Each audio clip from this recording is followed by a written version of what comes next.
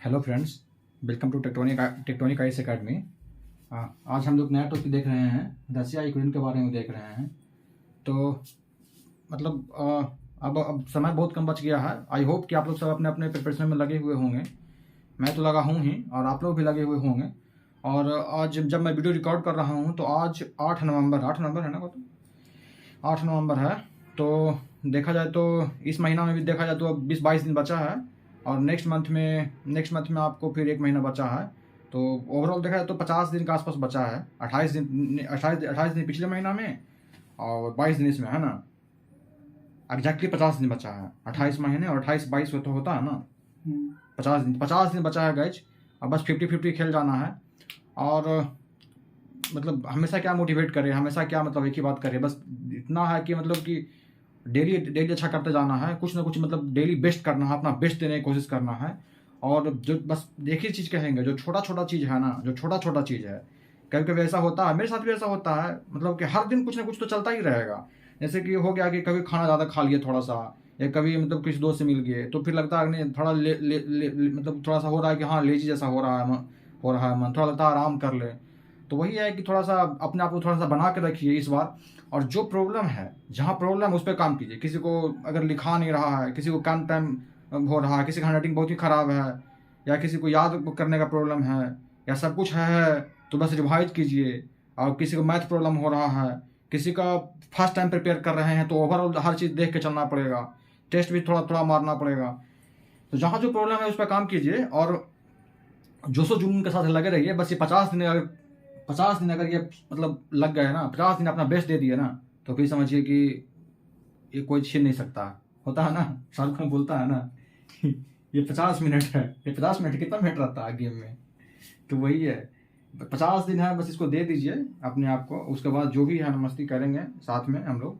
और जब रिजल्ट रहेगा ना, जब लिस्ट में नाम, तो उसका मज़ा ही कुछ और होगा दोस्तों।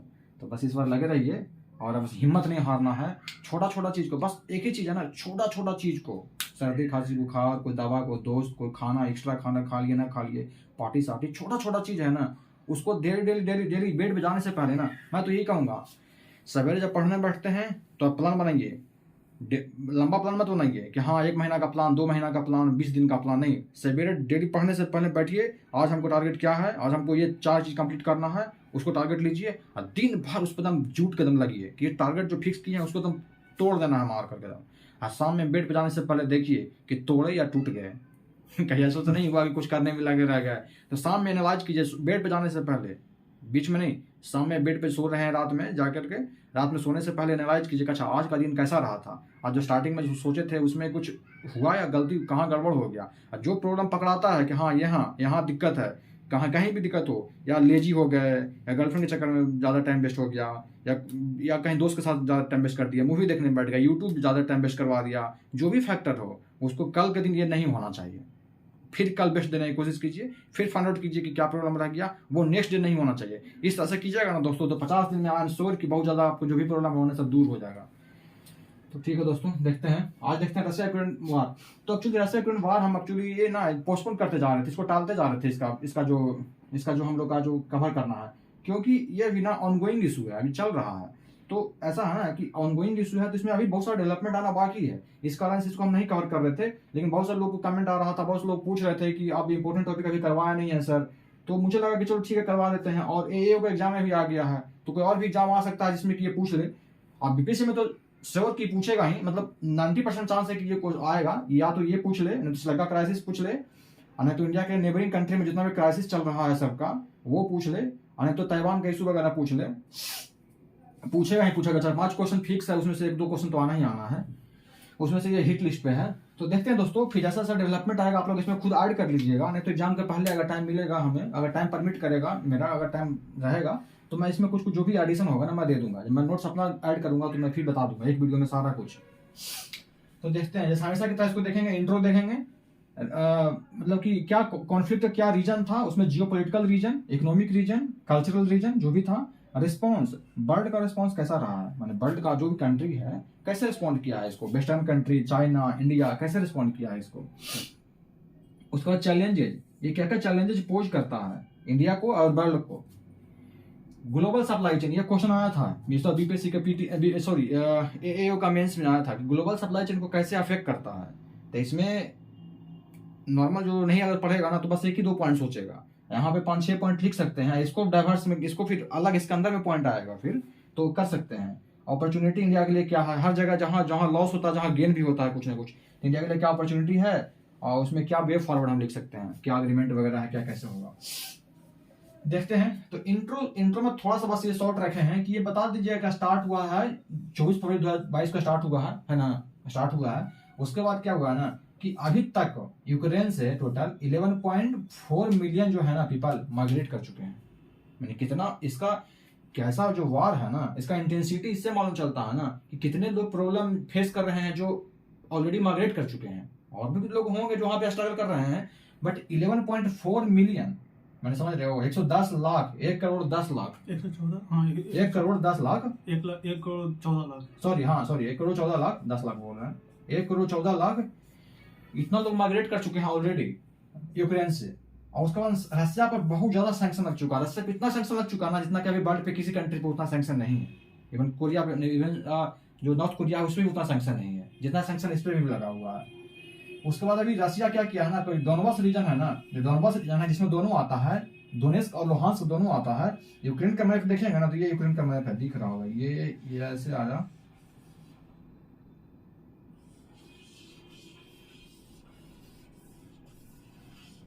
दिख रहा ना, ये यूक्रेन का मैप है। और इसके ईस्टर्न रीजन में ये लुहांस्क है और ये डोनेस्क है। मैप बनाना जरूरी है। इंडिया का मैप जो बनाते हैं एग्जाम में तो कुछ लोग तो ऐसे बना देते हैं, इंडिया का मैप ऐसे बना देते हैं इंडिया का मैप, और इसको बना करके लिख देते हैं कि हाँ ये यहाँ पे केरला है, यहाँ पे तमिलनाडु है, ऐसे करके यहाँ पे नॉर्थ ईस्ट ऐसे करके नॉर्थ ईस्ट ऐसे दिखा देते हैं। जब इंडिया का मैप ऐसे बना सकते हैं, उसमें नंबर फुल मिलता है, तो हम यूक्रेन का मैप कैसे क्यों नहीं बना देंगे, केपुला जैसा हम ऐसे करके नहीं कर देंगे कि यूक्रेन है। हालांकि ये तो प्रॉपर मैप है, ये तो प्रॉपर मैप है, बट एग्जाम में मैप बनाने से हड़बड़ाना नहीं है, एकदम बनाना है, बेछूट बनाना है, कोई टेंशन नहीं कि हाँ सीधा जा रहा टेढ़ा जा रहा, एकदम बनाना है जैसा बने बनाना है। उल्टा सीधा और उल्टा टेढ़ा आगे हो गया तो लिख देना है कि क्या है। हाँ बस लिखना है कि हाँ यहाँ पे ये मेरा मिस्टेक नहीं होना चाहिए कि हाँ ये रशिया यूक्रेन का मैप है, तो यहाँ पे यूक्रेन में ऊपर में यहाँ पे बेलारूस है, फिर यहाँ पे रशिया है, यहाँ से लेके यहाँ तक पूरा रशिया फैला हुआ है ईस्ट में इसका, फिर यहाँ बेलारूस है, बेलारूस के बाद पोलैंड है, उसके बाद स्लोवाकिया, हंगरी, रोमानिया आता है, 3 कंट्री आता है, ऐसे 4। शाहरुख खान नहीं, SRK नहीं, ऐसे 4 है। तो ये स्लोवाकिया, हंगरी, रोमानिया आता है ना, ये आता है, ठीक है। और उसके बाद यहाँ से फिर ब्लैक सी फैला हुआ है। अब ब्लैक सी में देखोगे ना तो नीचे लटका हुआ है ये क्रीमिया, ऐसे यहाँ दिख रहा है ना कि ब्लैक सी में ये जाकर कैसे लटका हुआ है क्रीमिया। इसको दिखा दिया कि क्रीमिया है, 2014 में रशिया हथियार लिया था इसको। और उसके बाद ब्लैक सी है, और ये देखोगे ना तो रशिया का इतना ही पोर्शन है ना जो कि ब्लैक सी से टच करता है, इतना ही पोर्शन मात्र है। इसका तो यहाँ से लेके यहाँ तक है, ऐसे पूरा ये इसका रीजन था, लेकिन क्रीमिया हथियार लिया। और उसको अभी क्या कर रहा है, ये रीजन जो पूरा यूक्रेन का है ना, ये रीजन जो पूरा है ना, जो लुहांस्क का डोनेस्क है, उसको भी बेसिकली वो क्या कर रहा है ना कि उसको भी अपना अथी कर दिया ना, अपने इंटीग्रेट कर लिया ना अपने कंट्री में, लॉ पास कर करके। और ये जैपोरिजिया और ये खेरसोन है, यहाँ पे जैपोरिजिया इसको बोलते हैं, जैपोरिजिया है, जैपोरिजिया, बस नाम बता रहे हैं इसलिए कि थोड़ा सा खरसोन रीजन सुने थे ना, खरसोन रीजन चार वो के अथी कर लिया है। हाँ, तो यहाँ लुहांस्क का है, यहाँ डोनेस्क का है, यहाँ जैपोरिजिया है, यहाँ खरसोन है। तो 4 रीजन है बेसिकली जो अभी मतलब ज्यादा डोमिनेटिंग है, रशिया यहाँ पे डोमिनेट कर रहा है। और साथ साथ में पहले से 2014 में तो ये मतलब कि ये हथियार ही लिया था, तो ये पूरा यहाँ से लेके यहाँ तक पूरा रीजन इसका लगभग कैप्चर हो चुका है इधर का। और ऊपर में भी हल्का हल्का जो बॉर्डर एरिया है ना, यहाँ पे ज्यादा किया हुआ है। और जो बेलारूस के नीचे जो है ना ये रीजन, ये ज्यादा तक कैप्चर किया हुआ है, क्योंकि बेलारूस से भी अटैक कर रहा था ना, तो यहाँ पे ज्यादा कैप्चर किया हुआ है। और वहाँ पे कुछ है कि फाइट चल रहा है अभी, कि मतलब वो भी कुछ करता है कैप्चर, फिर ये वापस लेता है, फिर कैप्चर करता है, इस तरह से करता है। यहाँ पे चेर्नोबिल रीजन है, इस सबको सेपरेट स्टेट और ये इंडिपेंडेंट टेरिटरी डिक्लेयर नहीं किया है, बट अभी चल रहा है फाइट वगैरह। यहाँ ही पर ही हमारा चेर्नोबिल है। क्यों बनाए हैं, क्योंकि अगर एग्जाम में साइंस एंड टेक में चेरनोबिल न्यूक्लियर डिजास्टर का कभी पूछता है, अगर नहीं भी पूछता है ना तो चेरनोबिल न्यूक्लियर डिजास्टर का एग्जांपल बहुत जगह देना होता है, क्योंकि यूपी बीपीएससी का जो सिलेबस जब देखोगे ना साइंस एंड टेक में ना, साइंस एंड टेक में न्यूक्लियर टेक्नोलॉजी उसका फेमस टॉपिक है, हमेशा ही पूछता है न्यूक्लियर टेक्नोलॉजी से।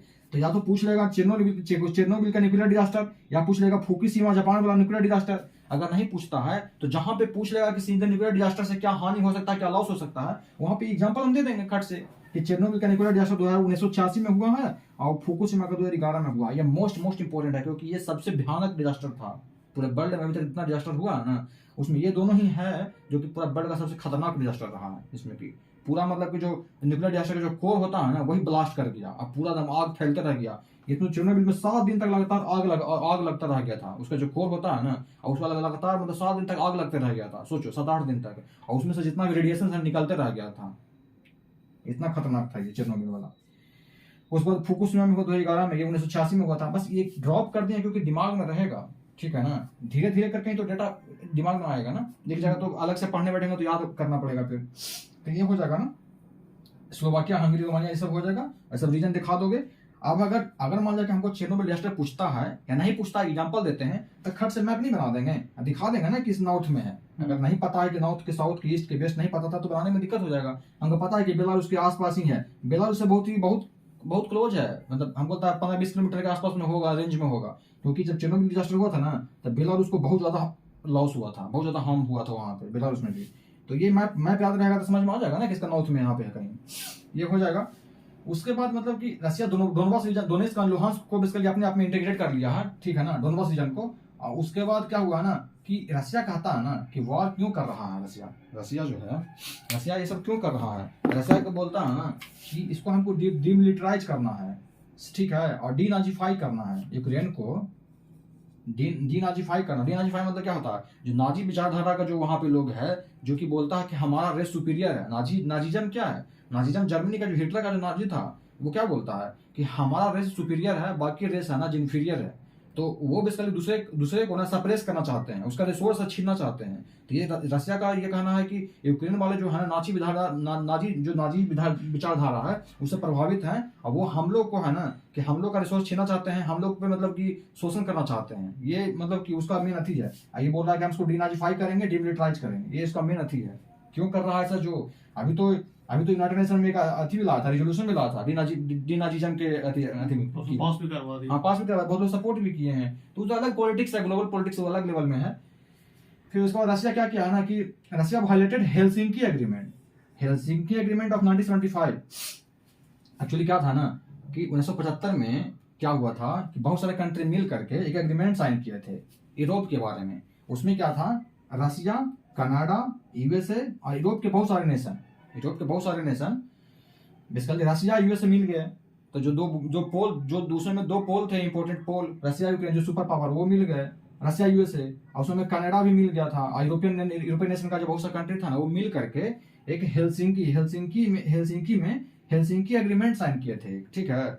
उसमें बेसिकली 1975 में उसमें ये कहा गया था ना कि कोई भी कंट्री है ना जो दूसरा कंट्री के इंटरनल मैटर में अफेयर नहीं करेगा डायरेक्टली, और कोई भी कंट्री है ना उसका मतलब कि सोवरेनिटी को, मतलब कि ना दूसरे कंट्री का सोवरेनिटी जो है ना उसको क्या उसको बोलते हैं हिंदी में, प्रभुत्व क्या बोलते हैं, ठीक है,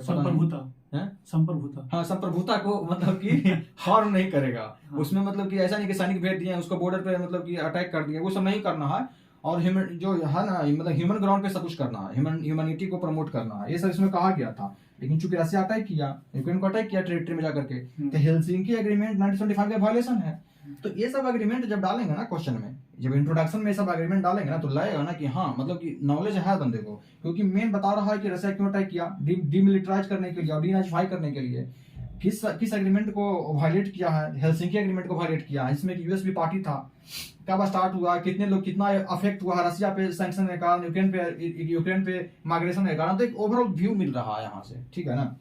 उसके बाद ये मैप बना देंगे इसके जस्ट नेक्स्ट में, तो थोड़ा सा और अच्छा लगेगा। और उसके बाद आ जाएंगे फिर जो मेन क्वेश्चन रहेगा, डिपेंड करता है क्वेश्चन क्या है। आप क्वेश्चन पूछ सकता है कि रीजन कॉन्फ्लिक्ट का रीजन क्या है, क्वेश्चन पूछ सकता है कि वर्ल्ड जो जितने भी कंट्रीज हैं, अलग अलग कंट्री हैं वर्ल्ड में, उसका कैसा रिस्पॉन्स रहा है, ये अलग क्वेश्चन पूछ सकता है। ये पूछ सकता है कि इंडिया का क्या रिस्पॉन्स रहा है, एक अलग क्वेश्चन बन सकता है। उसका पूछ सकता है कि क्या चैलेंजेज है इंडिया में क्या चैलेंजेज है, वर्ल्ड का क्या चैलेंजेज है, एक अलग क्वेश्चन बन सकता है। ग्लोबल सप्लाई चेन एक अलग क्वेश्चन हो सकता है जो पूछा इस बार, और अपॉर्चुनिटी इंडिया के लिए क्या है, एक अलग क्वेश्चन बन सकता है। अब ये फॉरवर्ड तो चलो ठीक है, वो तो हर क्वेश्चन में ही आएगा। तो इतना से 5-7 तरह का क्वेश्चन टैकल हो सकता है। अगर हम लोग पहले किए हुए थे ना तो ये क्वेश्चन भी आ जाता। अभी देखते हैं रीजन कॉन्फ्लिक्ट का क्या है। जब हम जियोपॉलिटिकल स्ट्रेटजी हम देखेंगे ना, जियोपॉलिटिकल स्ट्रेटजी चूंकि ज्यादा रीजन ज्यादा अलग अलग टॉपिक नहीं है इसमें, ऐसा थोड़ा ना कि टेक्नोलॉजिकल रीजन आ जाएगा, कोई अलग अलग व्यवस्था का रीजन आ जाएगा, नहीं आएगा ना। इकोनॉमिक रीजन हो सकता है, कल्चरल थोड़ा सा, कल्चरल में एक और पॉइंट ही आएगा। बेसिकली तो main geopolitical and strategic reason ही आएगा। जैसे देखो बफर जोन क्या करता है ना, वेस्टर्न कंट्री जो है ना, इंडिया के साथ डील नहीं कर रहे हैं, ये कल्चरल में ज्यादा देखेंगे। हाँ क्या कर रहा है, नहीं कल्चरल में ज्यादा इसलिए डील नहीं करेंगे, उतना तो इंडिया से नहीं इंडिया की बात नहीं है। जब इंटरनेशनल रिलेशन देखेंगे तब ना, इंटरनेशनल रिलेशन देखेंगे तब देखेंगे कल्चरल है, टेक्नोलॉजिकल है, डायस्पोरा है, पर्सन टू पर्सन कांटेक्ट है, वो फिर देखने बढ़ जाएंगे। वार को मतलब यहाँ पे तुम इसका अटैक कर रहा है दूसरे कंट्री पे, तो अटैक कर रहा है तो किस कारण से अटैक कर रहा है वो रीजन हम लोग देख रहे हैं। जैसे कि बफर जोन है, क्या कहता है ना कि रसिया जो है ना सोचता है ना कि वेस्टर्न कंट्री है ना जो धीरे धीरे ईस्ट की तरफ आते जा रहा है, इसका बॉर्डर तक पहुंच गया है, जैसे जैसे इसके पास आएगा मिलिटराइजेशन होगा ना, उसके बॉर्डर पे अपना हथियार लाके खड़ा कर देगा, अपना यूएसए अपना जो जितना सुपीरियर जो फाइटर जेट है, अपना सुपीरियर अपना जो भी मिसाइल्स वगैरह टेक्नोलॉजी है ला के खड़ा कर देगा। तो रशिया के लिए एक चैलेंज है ना। तो रशिया सोचता है कि नहीं हमारा बफर जोन को वायलेट कर रहा है वेस्टर्न कंट्री। वेस्टर्न कंट्री ऐसे देखता है कि रशिया जो है एक मतलब कि इस तरह के आइडियोलॉजी पे काम करता है जिसमें डेमोक्रेसी नहीं है, उसका एक्सपेंशन इधर होगा तो एक तरह से इसके लिए हार्म है, वेस्टर्न कंट्री के लिए हार्म है। तो ये सोचता है, दोनों सोचता है कि यूक्रेन को बफर जोन बना के रखो, ना वो इधर आएगा ना हम लोग उधर जाएंगे। तो इस तरह से दोनों एक दूसरे में फैलने की कोशिश करता है कि और आगे बढ़ो। तो इस कारण से इस कारण से भी एक रीजन है ना, ये मतलब वॉर का एक रीजन है ना कि दोनों मतलब अटैक करना चाहते हैं, आगे बढ़ना चाहते हैं। बैलेंस ऑफ पावर, जब से 1991 में सोवियत संघ का विघटन हुआ है, सोवियत यूनियन का जब हुआ टूटा है, तब से ना यहाँ पे बैलेंस ऑफ पावर मतलब कि चलते रहा है। वेस्टर्न कंट्री चाहता है कि हम डोमिनेट करें, और ऐसा चाहता है कि हम डोमिनेट करें। आगे देखेंगे कैसे कैसे मतलब कि क्या आगे स्टोरी बढ़ता है। तो इस कारण से भी पावर स्ट्रगल होता है डोमिनेट करने के लिए। एक्सपेंशन, नाटो वाला हम जानता ही है कि नाटो एक्सपेंशन करना चाहता है। उसके बाद यूरोपियन, हाँ एक ये बहुत इंपॉर्टेंट पॉइंट है, ये एक सेपरेट ऐसा पॉइंट है ना कि जो जब नहीं पढ़ेगा ना तो मेंशन नहीं कर सकता एग्जाम में, ऐसा पॉइंट तो मेंशन कर देगा।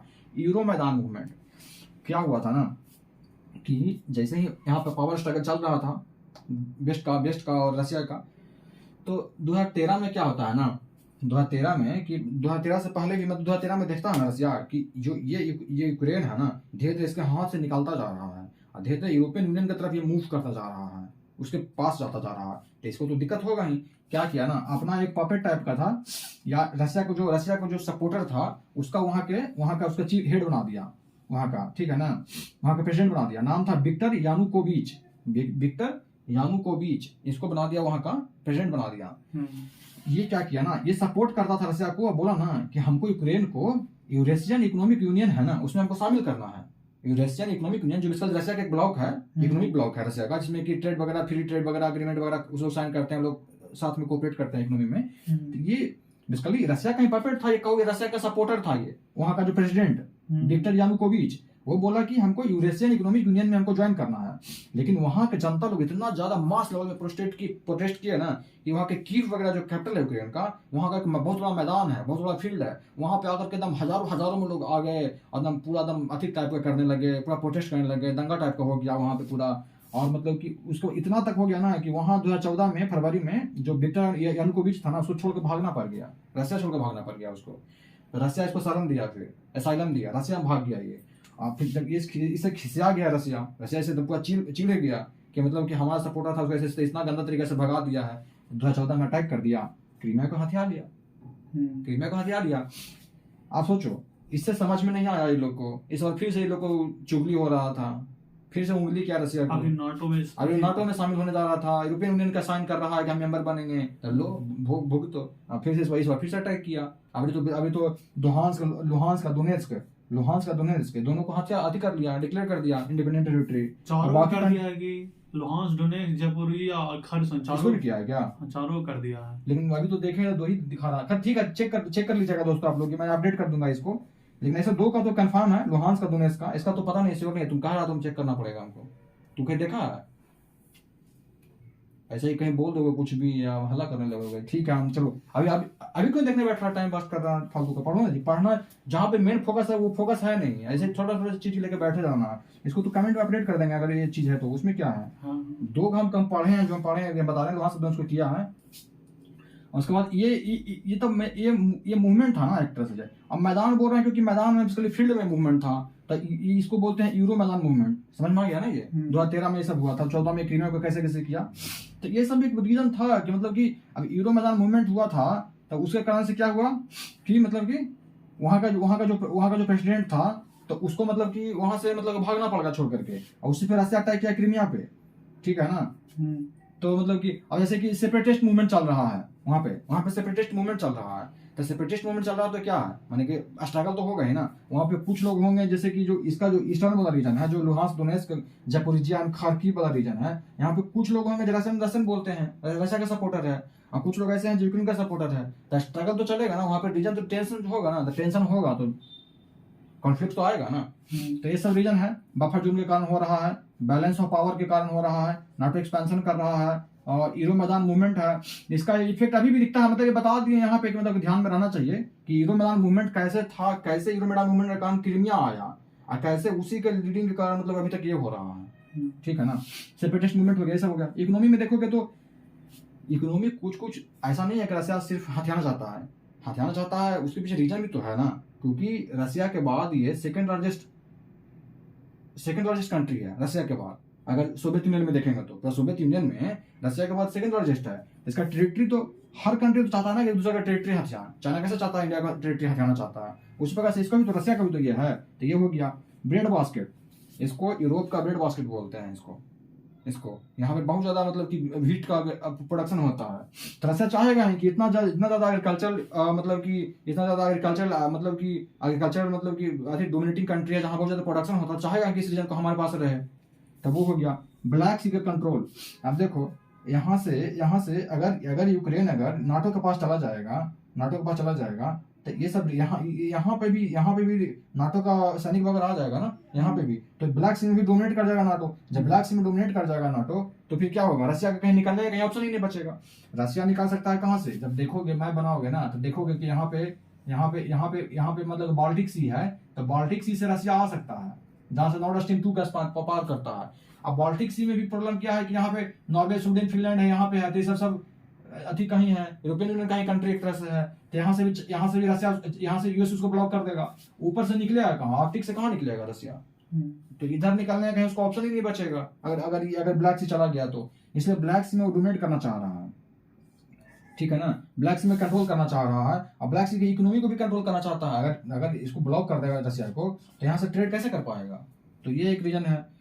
नेचुरल रिसोर्स, वहाँ पे इसका ईस्टर्न रीजन जो है ना, यहाँ बहुत ज्यादा मिनरल्स वगैरह, ऑयल है, गैस है, ये सब का प्रोडक्ट ये सब यहाँ भी मिलता है इसका, तो इसके कारण भी रसिया चाह रहा है, बहुत सारा फैक्टर है जिसके कारण इकोनॉमिक कारण जिसको चाह रहा है कि मेरे पास आ जाए रीजन, ये तो ये सब हो गया। कल्चरल रीजन, कल्चर में यूक्रेन क्या चाह रहा है ना, यूक्रेन चाह रहा है कि जो कल्चरल इन्फ्लुएंस है उसको खत्म कर दे धीरे धीरे, जैसे कि ये रसिया से टूट के तो बना है ना, सोवियत यूनियन से टूट के बना है ना, तो कल्चरल इन्फ्लुएंस तो रहेगा ना, कल्चरल अट्रैक्शन रहेगा ना, लेकिन इसको यूक्रेन चाह रहा ना कि उसको डिटैच कर दें, उसको हटा दें। क्या किया 2019 में अभी क्या किया है कि यूक्रेनियन लैंग्वेज था ना, उसको मैंडेटरी कर दिया वहाँ का पब्लिक सर्विस वर्क में। वहाँ का जो पब्लिक सर्विस वर्क है ना, जो कोई भी पब्लिक सर्विस वर्क जो होता है, कोई भी सर्विस का, कोई भी कंपनी का कोई भी हो रहा है, वर्क हो रहा है, जॉब हो रहा है, कोई भी पब्लिक सर्विस वर्क, तो उसको मैं मैंडेटरी कर दिया यूक्रेनियन लैंग्वेज को। इतना तो किया ही किया, रशियन लैंग्वेज को इवन एक्सेप्शन में भी नहीं रखा।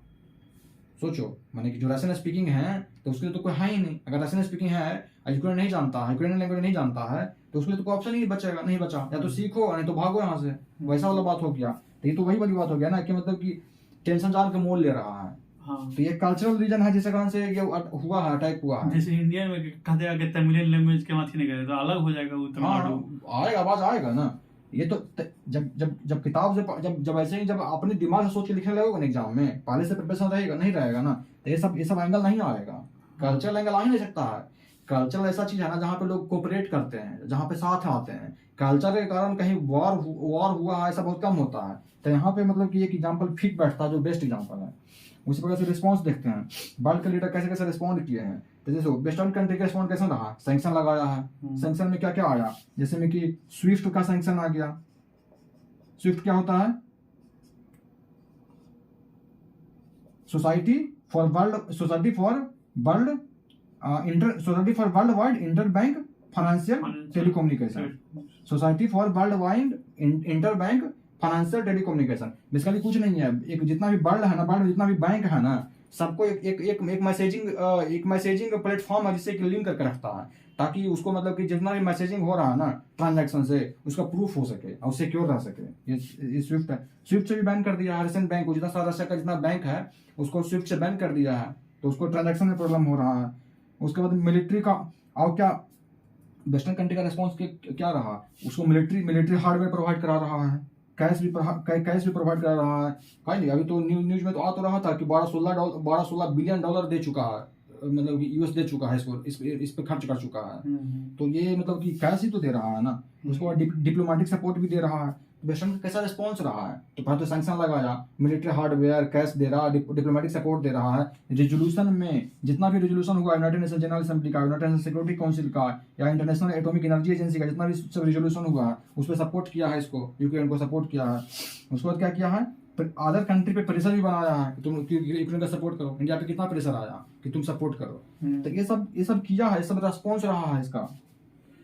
चाइना का रिस्पॉन्स क्या रहा है, इवन ये तो चाइना है ना, जो रशिया पे, जो यूक्रेन पर रशिया का जो यूक्रेन पर जो अटैक है ना, उसको तो इन्वेजन बोलने से रिजेक्ट कर दिया है। हम नहीं बोलेंगे कि ये स्पेशल ऑपरेशन है, ये इसका हम नहीं बोलेंगे कुछ। Supported on many resolution, United nation में कितना रेजोल्यूशन हुआ जिस पर खड़ा सपोर्ट कर दिया है इसको रशिया के सपोर्ट में। इसका एम्बिगुअस पोजीशन है। यहाँ पर जर्मनी का चांसलर, जर्मनी का कोई लीडर जाता है, या फिर इंडिया का कोई लीडर, या कहीं कोई लीडर जाता है वहाँ पे, तो बोले हाँ हम तुम्हारे साथ हैं, कोई दिक्कत नहीं है। फिर जब वोटिंग होगा तो बोलेगा हम रशिया के साथ हैं। तो इसका पता नहीं चलता है किसी को कि क्या है, ये पूरा एम्बिगुअस पोजीशन है। सबसे बड़ा सपोर्ट तो यही है, ये है। हाँ, तो ये सपोर्ट खुल के भी नहीं आता ना जी। कोई रिजोल्यूशन अगर सपोर्ट करता है, कभी बैक कर जाएगा तो कभी कुछ बोलेगा, तो ये इसका एम्बिगुअस पोजीशन है। तो ये सब चाइना का रिस्पॉन्स रहा है। एम्बिगुअस लिखना जरूरी है क्योंकि सच में इसका एम्बिगुअस पोजीशन है। इंडिया का रिस्पॉन्स रहा है मेंटेन इंडिपेंडेंट रिस्पॉन्स। इंडिया का इंडिपेंडेंट रिस्पॉन्स रहा है, ठीक है ना। उसका प्रिंसिपल क्या रहा है इंडिपेंडेंट रिस्पॉन्स का, तो इंडिया का नाम इसका एक सेट ऑफ प्रिंसिपल, इस बार प्रिंसिपल लाया है। इंडिया का जो रिस्पॉन्स रहा है, इंडिपेंडेंट रिस्पॉन्स रहा है, वो किस प्रिंसिपल पर काम करता है, तो ये मोस्ट इंपॉर्टेंट है। ये मोस्ट इंपॉर्टेंट है क्योंकि ये सब प्रिंसिपल है ना जो एग्जाम में कोट करना है डायरेक्ट। जैसे इंडिया का प्रिंसिपल है क्या, immediate cessation of violence and hostility. Jaishankar कितना बार बोले होंगे कि we ask for immediate cessation of violence and hostility. Immediate cessation, तुरंत अपना सैनिक वापस लो, जिसको जहां है, अब वायलेंस को खत्म करो, हॉस्टिलिटी को खत्म करो तुरंत। फिर बोलते हैं कि return to path of dialogue and diplomacy. कितना बार इंडिया को मिनिस्टर्स बोलते हैं कि बी आर्गू टू, मैंने कि बोलते हैं कि we request every party to return to path of dialogue and diplomacy. जो भी पार्टी इन्वॉल्व है अपने अपने डायलॉग एंड डिप्लोमेसी में आ जाओ। फिर respect for territorial integrity and sovereignty for all states. All states है जो कि एक दूसरे का टेरिटोरियल इंटीग्रिटी को, सोवरेनिटी को रिस्पेक्ट करे। Humanitarian access to conflict situation, जहां कॉन्फ्लिक्ट हो रहा है ना वहां पे इंडिया का या कहीं का जो कोई भी ह्यूमैनिटेरियन असिस्टेंस जा रहा है तो उसको एक्सेस मिलना चाहिए। और इंडिया है जो कि ह्यूमैनिटेरियन असिस्टेंस देने में भी सपोर्ट करता है। मतलब कि बहुत सारा ऐसा कंटेनर गया है यूक्रेन के पास गया है, जो इंडिया से गया है। उसमें मेडिकल सप्लाई है, फिर मेडिकल इक्विपमेंट्स है जो कि जरूरत पड़ता है वहाँ पे, तो वो सब बहुत सारा चीज़ गया है यहाँ से ना जी, बहुत सारा शिपमेंट गया है यहाँ से। और फिर बोलते हैं कि touch with the leadership of both states. ये बेसिकली टच में है, इंडिया जो है टच में है दोनों कंट्री के लीडरशिप से। तो ये सब इंडिया का रिस्पॉन्स रहा है। तो ये सब जब लिखोगे ना, डायलॉग एंड डिप्लोमेसी लिखोगे ना एग्जाम में, तब नंबर आएगा, ठीक है। सोवरेनिटी ऑफ ऑल स्टेट्स लिखोगे तब नंबर आएगा। ह्यूमैनिटेरियन एक्सेस लिखोगे तब नंबर आएगा। तो ये सब है जो पॉइंट नंबर दिलाएगा। ऐसे लिखने का तो हाँ, एक खरगोश था, एक चूहा था, ऐसे स्टोरी लिखोगे तो थोड़े नंबर मिला। कुछ याद रखना पड़ता है, कुछ वर्ड वगैरह जो है, जो की टर्म वगैरह है। चैलेंजेस में क्या है, जैसे कि implication related with the USA. अब क्या है कि हमारा चैलेंज क्या है, हम बेसिकली रसिया को अगर कंटेंट नहीं, मतलब हम रसिया को सपोर्ट में, मतलब कि ना सपोर्ट में है ना अगेंस्ट में है, लेकिन यूएसए को लग रहा है कि हम सपोर्ट कर रहे हैं। इस कारण से हमारा रिलेशन खराब हो सकता है यूएसए के साथ। यूएसए हमारा एक स्ट्रेटेजिक पार्टनर है क्योंकि हमको हमारा इंडो पैसिफिक में या क्वाड में उसको मेंबर है, तो हमको जरूरत है, हमारा यूएस को जरूरत है चाइना को कंटेन करने के लिए। ये चैलेंज है कि हमारा रिलेशन खराब हो रहा है, रसिया यूएसए का बैलेंस करना बहुत जरूरी है। ये चैलेंज है कैसे बैलेंस करना है, ठीक है ना। हमारा S-400 अभी हम लोग ले रहे हैं तो उस पर भी हमारा ये कहीं हमारा इशू है कि सैंक्शन में कहीं इम्पोज कर दे। हमारा चैलेंज है ना एक, हमारा रसिया चाइना को और साथ मिला देगा। ये जो वार है, जैसे जैसे रसिया कमजोर होते जाएगा चाइना के और पाले में चला जाएगा वो। तो ये है हम लोग का एक बहुत बड़ा चैलेंज है, कैसे इसको हम लोग डील करेंगे। ऑयल एंड गैस का प्राइसेस बहुत ज़्यादा बढ़ रहा है, इसके कारण से इन्फ्लेशन बहुत ज़्यादा बढ़ रहा है। आर्म्स का अभी भी हम लोग मतलब क्या करते हैं ना कि ट्रेड करते हैं। सिपरी जो है Stockholm International Peace research Institute जो है, सिपरी नाम है peace research institute, Stockholm International Peace research Institute क्या करती है, डेटा निकालती है पूरे वर्ल्ड ओवर कि कौन सा कंट्री है जो कितना इंपोर्ट करती है आर्म्स का, कितना एक्सपोर्ट करती है। तो इसके हिसाब से 2017 से 22 में अभी हम लोग 46% इम्पोर्ट करते हैं ना हम लोग मिलिट्री इक्विपमेंट्स का, वो रसिया से करते हैं। आर्म्स इम्पोर्ट रसिया से करते हैं 46% 2017 से 22 में। आज 4-5 साल पहले चले जाओगे, 12 से 16 के बीच में चले जाओगे तो 69% करते थे। 12 से 16 में 69%, और 17 से 21 में 46% करते थे। घाटा तो है, लेकिन अभी भी 50% के आसपास वहीं से तो मंगा रहे हैं हम लोग। अभी भी 50%, ऑलमोस्ट 50% है ना जी, 70% से 50% आ रहा है ऑलमोस्ट। अगर एग्जैक्ट डाटा याद नहीं है एग्जाम में तो कोट कर देना कि लास्ट 5 ईयर में मतलब कि 70% का आसपास था। ये अभी जो 5 ईयर चल रहा है उसमें हमारा 50% का आसपास आ गया। अभी भी हम लोग का आधा हम लोग का इम्पोर्ट कर रहे हैं, बताओ। तो ये एक चैलेंज है। अब फिर एक डोनाल्ड ट्रंप आया था तो एक अलग रूल लाया था, countering America adversary through sanction act. Countering America adversary through sanction act, इसमें था कि कोई भी अमेरिका का एडवर्सरी है जो कि इंपोर्ट कर रहा है आर्म्स वगैरह रसिया से या चाइना से या नॉर्थ कोरिया से, ऐसा से, तो उस पर सैंक्शन तुरंत लगा देगा ये सब। उसके बाद फर्टिलाइजर, हम लोग फर्टिलाइजर का बहुत बड़ा हम लोग क्या पूरे वर्ल्ड में बहुत ज़्यादा फर्टिलाइजर है जो रसिया से इंपोर्ट करता है। फर्टिलाइजर का बहुत बड़ा प्रोड्यूसर है रसिया। तो इस कारण से बहुत कंट्री में फर्टिलाइजर का भी प्रॉब्लम आ गया। इंडिया में भी प्रॉब्लम आया था, लेकिन इंडिया को रिक्वेस्ट किया था, फिर से रसिया फिर से फर्टिलाइजर भेज दिया हम लोगों को। तो ये तो इशू नहीं हुआ, लेकिन फिर ये इशू हो सकता है ना फ्यूचर में अगर वो वॉर चलते रहा तो। कुकिंग ऑयल का प्राइस कितना बढ़ गया देख रहा है ना, जो खाना बनाते हैं उसको समझ में आता है कुकिंग ऑयल का प्राइस बढ़ गया। सनफ्लावर का बहुत बड़ा प्रोड्यूसर है यूक्रेन, वहाँ से हम लोग का वॉर चल रहा तो इंपोर्ट में इशू हो गया है, जिस कारण से कुकिंग ऑयल का भी बहुत ज़्यादा प्राइस बढ़ गया है। एक्सपोर्ट, खाली इंपोर्ट थोड़े ना, एक्सपोर्ट भी तो हम लोग करते थे।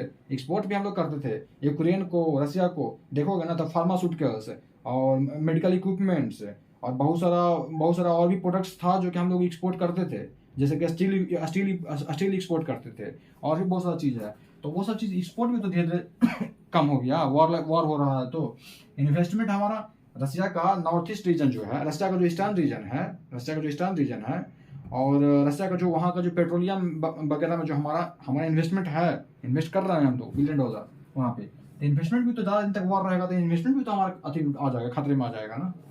इवैक्यूएशन, जानता था कि स्टूडेंट का इवैक्यूएट करने में कितना बड़ा प्रॉब्लम हुआ था, है? तो ये बहुत बड़ा चैलेंज था। उसके बाद जो लोग आए हैं उसका फर्दर जो स्टडी जो है कंटिन्यूएशन, वो भी प्रॉब्लम हो गया है।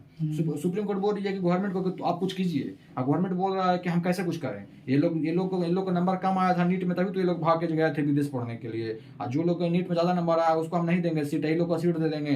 तो जो लोकल मेरिट जो यहाँ का अच्छा लगा पढ़ने में है उसके साथ तो खिलवाड़ हो जाएगा, तो इसको सीट नहीं मिल रहा है कहीं पढ़ने के लिए। तो एक अलग चैलेंज हो गया, सेकेंडरी चैलेंज हो गया ये। तो इस तरह से चैलेंज है। ग्लोबल सप्लाई चेन देखोगे तो जैसे कमोडिटी प्राइसेस लगातार बढ़ रहा है। जैसे कि रसिया है ना कि बहुत सारा, जैसे रसिया यूक्रेन जो है ना, दोनों मिला करके वर्ल्ड का 30% वीट जो एक्सपोर्ट होता है ना, ये अकेले दोनों करते हैं।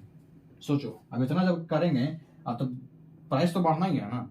तो वीट का प्राइस तो पूरा दुनिया में बढ़ गया, वीट का प्राइस। अब वीट के अलावा और भी बहुत सारा कमोडिटी है जिसका प्राइस बढ़ गया धीरे धीरे, क्योंकि वॉर हो रहा है तो सप्लाई चेन डिस्टर्ब हो गया है पूरा। तो ये हो गया यहाँ पे। उसके बाद लेबर शॉर्टेज, रसिया के देखोगे ना तो रसिया अकेले जितना भी मतलब शिपिंग इंडस्ट्री है ना, तो शिपिंग इंडस्ट्री में रसिया अकेले 10.5%, 10.5% रसिया का शेयर रहता है। मतलब जितना वर्ल्ड में जितना भी शिपिंग इंडस्ट्री में लेबर काम कर रहे हैं ना, उसमें 10.5% रसिया का लेबर काम करते हैं, और 4% है ना जो यूक्रेन के काम करते हैं। 4% यूक्रेन के हैं, इतना रसिया के हैं शिपिंग इंडस्ट्री में। शिपिंग इंडस्ट्री में तो इस कारण से क्या हो रहा है कि अब इसके जो लोग हैं वो काम नहीं कर पा रहे हैं, इस कारण से लेबर का शॉर्टेज हो गया है। इतना ही नहीं, वेस्टर्न कंट्री जो है जैसे कि यूएसए और जो यहाँ पे जो मतलब यूक्रेन वगैरह, वेस्टर्न जो यूरोपियन कंट्रीज हैं, बहुत लोग यूरोपियन कंट्री में जो हाई जो डेवलप्ड कंट्री हैं, तो वहाँ पे बहुत से लोग जो आते हैं ना लेबर वगैरह यूक्रेन से रशिया से आते हैं काम करने के लिए। अब वॉर हो गया है तो वहाँ पे लेबर का शॉर्टेज हो गया है, तो ये सब इशू होगा ना। सप्लाई चेन में कोई जरूरी थोड़ा ना है कि सप्लाई मतलब कि पूरा सप्लाई चेन डिस्टर्ब हो जाएगा, किसी चीज़ का सप्लाई चेन डिस्टर्ब हो, ऐसा नहीं है कि सिर्फ मतलब कि हमारा अनाज का सप्लाई चेन डिस्टर्ब हो गया, गैस का भी सप्लाई चेन डिस्टर्ब हो सकता है, लेबर का भी सप्लाई डिस्टर्ब हो सकता है, तो वो सारा चीज़ आएगा सप्लाई चेन में। उसको लॉजिस्टिक का प्रॉब्लम। अब बताओ पूरे वर्ल्ड वाले जो हैं, पूरा यूरोपियन जितना भी यूरोपियन कंट्रीज हैं या फिर बेस्ट कंट्री हैं, यूएसए का जो अलाई है, वो सब बोल रहा है कि हम रशिया का कोई भी कंटेनर शिप या रशिया का कोई भी फ्लाइट अपने एरिया में जाने नहीं देंगे, अपने जोन से निकालने नहीं देंगे, अपने एयर स्पेस में आने नहीं देंगे, या अपने पोर्ट पे उसको शिप को डॉक करने नहीं देंगे। रशिया वाला भी उल्टा बोल रहा है कि हम अपने जो जितना भी जोन है, मेरा फ्लाई जोन है, उसमें से किसी कंट्री का हम अपने नहीं आने देंगे अपने जोन में। तो ये सब इसके कारण से लॉजिस्टिक प्रॉब्लम हो रहा है। लॉजिस्टिक प्रॉब्लम होगा ना, एनर्जी प्राइसेस बढ़ गया है लगातार, एनर्जी का सप्लाई बढ़ गया है। यहाँ पे एग्जांपल देंगे कि नॉर्ड स्ट्रीम का एग्जांपल दे देंगे। यहाँ पे नॉर्ड स्ट्रीम का एग्जांपल दे देंगे ना। अगर नॉर्ड स्ट्रीम का अगर दिखाना है ना, अगर वर्ल्ड मैप में नॉर्ड स्ट्रीम को दिखाना है ना, तो ज़्यादा वर्ल्ड मैप बनाने की जरूरत नहीं है, बस कुछ नहीं, बस हल्का सा ऐसे करके ये यूरोप हो गया, ऐसे करके ये हो गया, और यहाँ पे रशिया है, ठीक है ना, और यहाँ पे जर्मनी है, यहाँ पे इंग्लैंड है, तो बस दिखा देना है कि ऐसे करके ये ऐसे आया है, ये दो को आया है, ये वो नॉर्ड स्ट्रीम 1 है, और उसी के नीचे से नॉर्ड स्ट्रीम 2 यहाँ पे कहीं आया है। ये नॉर्ड स्ट्रीम 1 है, ये नॉर्ड स्ट्रीम 2 है, बस दिखा देना ऐसे करके, ये हो गया डायग्राम। अलग क्या करना रहता है, अलग कुछ थोड़ी ना करना रहता है, हो गया डायग्राम। इस तरह से हो गया। कहाँ थे हम लोग, एनर्जी प्राइसेस बढ़ गया है। रॉ मटेरियल बताओ, अब बहुत सा कंट्री ऐसा भी तो होगा ना आसपास में, जैसे कि हमारे आसपास में बहुत से कंट्री ऐसे हैं जो रॉ मटेरियल मंगाते हैं इंडिया से, हैं। उसी प्रकार से यूक्रेन से और ऐसे बहुत लोग ऐसे होंगे ना जो रॉ मटेरियल मंगाते होंगे, या तो वहाँ से कोल हो गया, या तो वहाँ से एग्रीकल्चर प्रोडक्ट्स हो गया, जिसको मंगा के बिस्किट बनाते होंगे, बहुत सा होगा ब्रेड बनाते होंगे, बहुत सारे जैसे कि एग्रीकल्चर प्रोडक्ट मंगा के उसमें वैल्यू एडिशन करके कुछ प्रोडक्ट बनाते होंगे और फिर बेचते होंगे। फिर बहुत सा वहाँ का रॉ मटेरियल्स वगैरह वहाँ से मंगाते होंगे, तो बहुत सा चीज़ मंगाते होंगे जो वहाँ आना बंद हो गया है, तो सप्लाई चेन डिस्टर्ब हो गया ना। अब वो कहीं अलग ऑर्डर प्लेस करेंगे, वहाँ से महंगा मंगाएंगे, तो ये इशू है ना, ये तो ये इशू हो गया। अपॉर्चुनिटी इंडिया के लिए क्या अपॉर्चुनिटी है, अब बताओ। भीट का एक्सपोर्ट अपॉर्चुनिटी है ना इंडिया के लिए। देखा गया है कि अभी जो 2021-22 में जो भीट का जो एक्सपोर्ट हुआ ना इंडिया का, 2020-21 में, सॉरी हाँ 2020-21 में जो इंडिया का भीट एक्सपोर्ट हुआ है ना, वो मतलब कि 2011-12 था ना, 21-22 में जो हुआ है ना, 11-12 से 10 गुना ज़्यादा हुआ है। एग्जैक्ट डेटा कहोगे तो एग्जैक्ट डेटा भी दे देंगे, एग्जैक्ट डेटा इसको दे देंगे बाद में। तो ये 10 गुना हुआ, बस इतना समझो ना, कि समझो कितना अति है, मतलब कितना इंटेंसिटी समझो कि 10 साल पहले जितना हम एक्सपोर्ट करते थे फीट का पूरे वर्ल्ड में, आज हम उससे 10 गुना ज़्यादा एक्सपोर्ट करने लग गए हैं। क्योंकि इसका जो रशिया का यूक्रेन का जो है वीट का जो एक्सपोर्ट है मार्केट में आ नहीं रहा है, 30% डिस्टर्ब हो गया है, तो ये मार्केट में आ नहीं रहा है। सॉफ्ट पावर हम लोग ना मतलब कि 50,000 जो है ना, 50,000 जो टन है ना, जो हम अफगानिस्तान को हम लोग सप्लाई किए हैं भीट, तो अफगानिस्तान को सप्लाई किए हैं, तो हमारे सॉफ्ट पावर जो डेवलप हो रहा है ना, तो भीट का एक्सपोर्ट बेसिकली इसका बैन है, इसका मतलब नहीं जा रहा मार्केट में, उसके कारण से हम अगर भीट सप्लाई कर रहे हैं, तो पहले तो भीट का एक्सपोर्ट भी बढ़ रहा है हमारा, ये अपॉर्चुनिटी हो गया। अब भीट का एक्सपोर्ट करके हमारा सॉफ्ट पावर भी बढ़ रहा है, तो एक अलग अपॉर्चुनिटी आ गया इंडिया के लिए। मोबाइल डिस्काउंट 35, हम लोग का क्या हुआ ना कि हर बैरल में ना $35 हम लोग को छूट दिया है रसिया, कि आप मंगा सकते हैं मेरे यहाँ से, तो ये अपॉर्चुनिटी है इंडिया के लिए, है ना। उसके बाद क्या है, इंडियन एयरलाइंस का ये था ना कि जैसे कि ये किसी कंट्री को जाने नहीं दे रहा था रसिया, अपने अथी से, अपने मतलब कि अपने जो फ्लाइट जोन है ना, वो किसी कंट्री को नहीं जाने दे रहा था। अब क्या है ना, रसिया तो बहुत फैला हुआ है ना, रसिया बहुत फैला हुआ है, तो कोई भी कंट्री जो है ना, जो वर्ल्ड में क्या करती है ना, कोई भी कंट्री अगर कहीं यूरोप जाना होता है ना किसी कंट्री को, तो सबसे पहले नॉर्थ की तरफ जाता है, क्योंकि ऊपर में वर्ल्ड ऐसा है ना, तो ऊपर का ये जो है इसका डायमीटर कम है ना, यहाँ का डायमीटर बहुत ज्यादा है, तो यहाँ पे कोई कंट्री अगर है तो इसको जाना है ना कहीं यहाँ पे, तो ऐसे नहीं जाता है, यहाँ पे पहले ऊपर जाता है, उसके बाद ऐसे आता है, समझ रहा है ना, कहीं जाना रहता है ना तो हल्का ऐसे आता है, यहाँ पे डायमीटर बहुत ज्यादा है, यहाँ पे घूमेगा तो बहुत ज्यादा डिस्टेंस ट्रेवल करना पड़ेगा। अब रसिया है कि आने नहीं दे रहा किसी को अपने कंट्री में, लेकिन इंडिया को जाने दे रहा है। इंडिया के लिए मतलब कि ऐसा कुछ है नहीं, तो हम लोग अपना जो हम अपना फ्यूल जेट का जो अपना जो फ्यूल है, जेट का जो फ्यूल है बचा रहे हैं ना हम लोग, तो ये सब है इंडिया के लिए, ये सब अपॉर्चुनिटी में। IT सेक्टर, यूक्रेन का पहले क्या था ना कि जितना भी यूरोपियन यूनियन जो कंट्री थे ना, तब बेसिकली बहुत सा IT सेक्टर को वहाँ पे एम्प्लॉय आते थे ना, तो ये यूक्रेन भेजता था वहाँ पे बहुत लोगों को। अब यूक्रेन एक्चुअली एजुकेशन का एक हब है, वहाँ पे IT सेक्टर का भी वहाँ पे बहुत लोग हैं जो कि वहाँ पे प्रोफेशनल हैं। तो यूरोपियन यूनियन जो पहले था ना कंट्री, मंगाते थे यूक्रेन के लोग आते थे। अभी जब यूक्रेन का जो अभी वॉर चल रहा है, तो वहाँ पे अगर नहीं जाएंगे तो हमारा IT इंडस्ट्री का वहाँ पे जा सकते हैं ना, हमारे जो मतलब कि जो इंजीनियर्स वगैरह हैं। तो ये सब IT सेक्टर में भी ये अपॉर्चुनिटी है।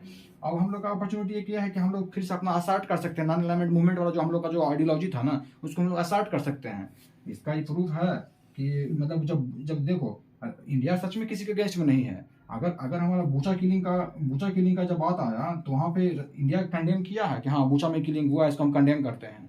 लेकिन मतलब कि बहुत सारा इशू ऐसा है जिसमें कि जैसे कि United nation human right council है ना, इसे रसिया को बाहर करने के लिए आया था, तो इसके अगेंस्ट वोट कर दिया था इंडिया कि नहीं, बाहर नहीं करना चाहिए किसी को ह्यूमन राइट काउंसिल से। तो इंडिया किसी के पक्ष में नहीं है, रसिया के अगेंस्ट में वोट कर रहा है, जो हमको दिखाता है बूचा किलिंग, याद रखो तुम स्पेशल।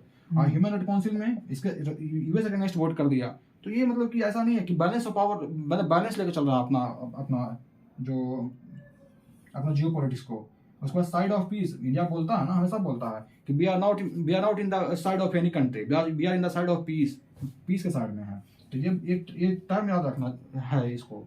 फिर उसके बाद देखो कि मार्केट एक्सेस, बहुत सा ऐसा है कंपनी है जो कि USA कंपनी है या UK कंपनी, बहुत सा कंपनी है ना जो छोड़कर भाग गया है रसिया से।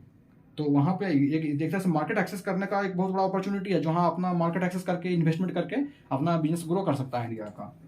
तो ये क्या है, मार्केट एक्सेस हो गया। वे फॉरवर्ड देखेंगे तो एक नॉर्मंडी फॉर्मेट आया है। नॉर्मंडी फॉर्मेट में क्या था ना कि जब 2014 में जब रसिया जब अटैक किया था, तो कुछ कंट्री मिल करके, जिसमें फ्रांस थे, जर्मनी थे, यूक्रेन था, रसिया था, चारों कंट्री मिल करके ये डिसाइड किए थे कि मतलब कि हम लोग टेंशन को कम करेंगे यूक्रेन में और अपने सैनिक को वापस ले जाइए। तो ये नॉर्मंडी फॉर्मेट एक बना था। तो मतलब वही है वे फॉर्मेट, हम लोग लिख सकते हैं कि यूक्रेन जो है अपना नॉर्मंडी फॉर्मेट का जो अलाई है, अलाई मतलब कौन हो गया नॉर्मंडी फॉर्मेट का, फ्रांस हो गया, जर्मनी हो गया, ये दोनों से बात करे, नॉर्मंडी फॉर्मेट का जो अलाई था उससे बात करे। अब बोले कि ऐसा बात कीजिए कि हमको हेल्प करने के लिए। बट ये तब होगा जब यूक्रेन चाहेगा। यूक्रेन ही नहीं चाहेगा बाहर से अलग होना, तो कैसे होगा। तो नॉर्मंडी फॉर्मेट का जो अलाई है ना, उससे बात करना पड़ेगा यूक्रेन को। ये वे फॉरवर्ड हो गया। उसके बाद मिन्स्क एग्रीमेंट 2015 में मिन्स्क एग्रीमेंट साइन हुआ था बेलारूस में, मिन्स्क में। तो मिन्स्क एग्रीमेंट पे भी दोनों का साथ में काम करना चाहिए। मतलब ये हम वे फॉरवर्ड दे रहे हैं। वे फॉरवर्ड बेसिकली दो हम एग्रीमेंट को कोट कर देंगे और इसी के हिसाब से फिर आगे लिखेंगे कि इंडिया का भी यहाँ पे मेजर रोल प्ले कर सकता है। यूनाइटेड नेशन का जो एंटोनियो गुटेरेस है, जो यहाँ के चीफ है यूनाइटेड नेशन का, वो भी इंडिया को सपोर्ट किए हैं कि हाँ इंडिया का अच्छा रोल प्ले कर रहा है, दोनों कंट्री के टच में है। तो इंडिया पीस एस्टैब्लिश कर सकता है, मीडिएट कर सकता है। तो इंडिया के लिए ये प्राउड फीलिंग वाला मोमेंट होगा अगर पीस डील हो जाता है इंडिया के थ्रू। तो ये सब करते हुए हम लोग लास्ट इसको क्लोज कर देंगे टॉपिक को, ठीक है ना। तो बहुत लंबा वीडियो हो गया दोस्तों, ये बहुत इंपॉर्टेंट टॉपिक था और सारा डायमेंशन कवर हुआ है इसका। तो आई होप कि आप लोग अच्छा लगेगा और इसके अलावा आप लोग कुछ पढ़ने की जरूरत नहीं पड़ेगा। तो इतना काफ़ी था। तो मिलते हैं नेक्स्ट टॉपिक के साथ दोस्तों। आप लोग मेरा हौसला बढ़ाते रहिएगा हमेशा की तरह, मैं आप लोगों के लिए कुछ नया लाता रहूँगा। Thank you.